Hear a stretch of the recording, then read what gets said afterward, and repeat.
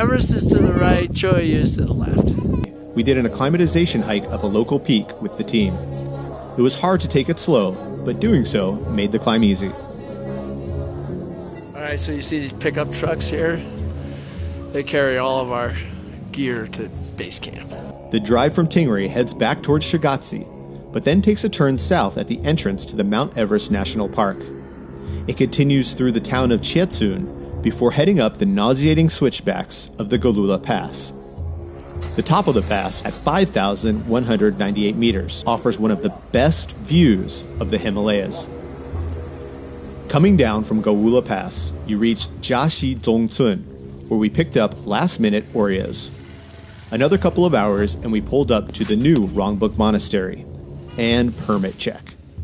You'll likely have to do a handful of these as you travel through Tibet. After a relatively minimal amount of grief, we were let through. Finally, we arrived at Chinese base camp.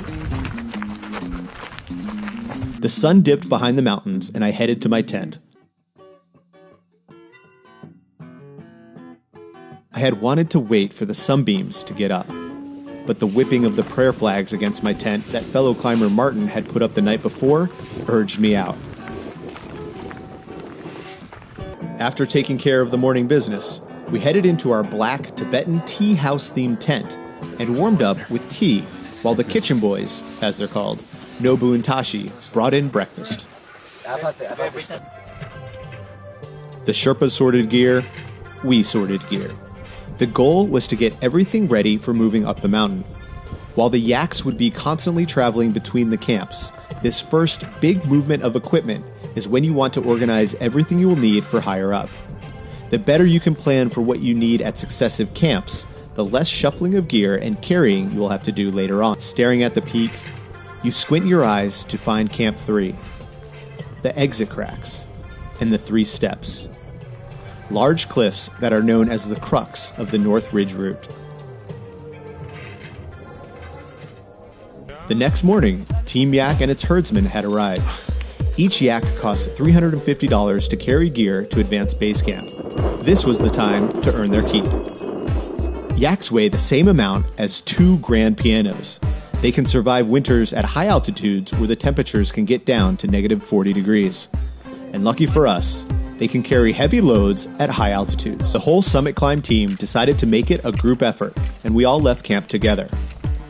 The trail was steep out of the gate, passed by a valley of prayer flags. Got higher up, the rocks became less and less stable.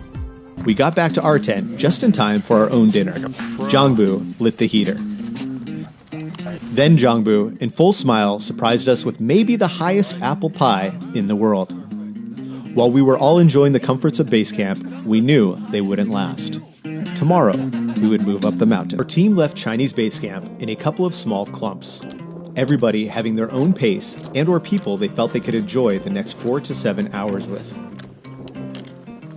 The Northeast Ridge Route is the most popular route for those wanting to climb Everest from the Tibetan side.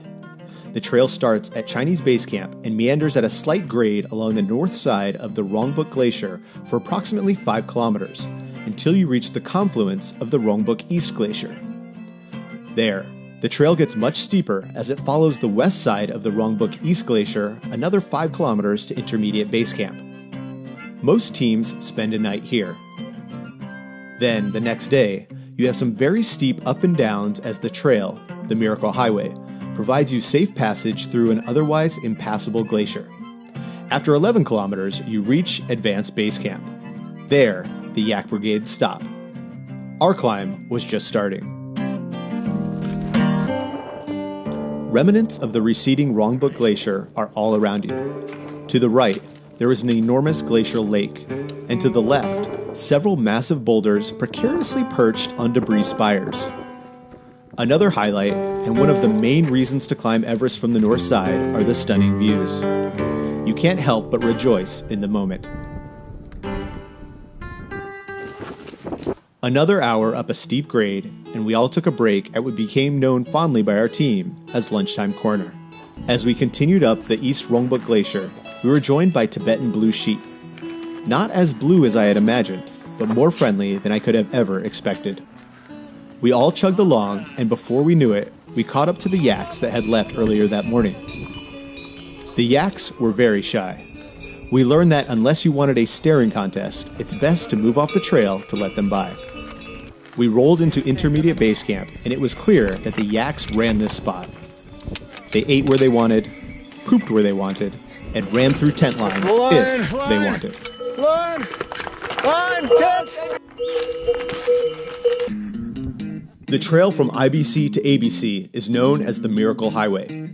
Since its discovery in 1921, expeditions from Tibet have been using this route to access Everest. The miracle of this trail is a result of the Rongbuk Glacier and the Changxi Glacier pushing massive amounts of earth together as they collide. The glaciers move downhill, and the scraped earth has moved with them, creating a large, undulating berm in the middle of the two glaciers called a moraine. It provides a hilly, safe, and relatively quick passage up to advanced base camp. Without this miracle moraine, advancing on Everest from this valley may have never been an option, as crossing through the maze of ice pyramids would be treacherous and time-consuming. The adrenaline I had when reaching ABC wore off. The next morning, feeling better, we got up and explored ABC. Tough breathing. Advanced Base Camp is a sprawl approximately a kilometer long, scrunched up between the northeast face of Changxi and the East Rongbuk Glacier. As this is the last camp that the yaks can travel to, all Everest expeditions on the Tibet side funnel through here.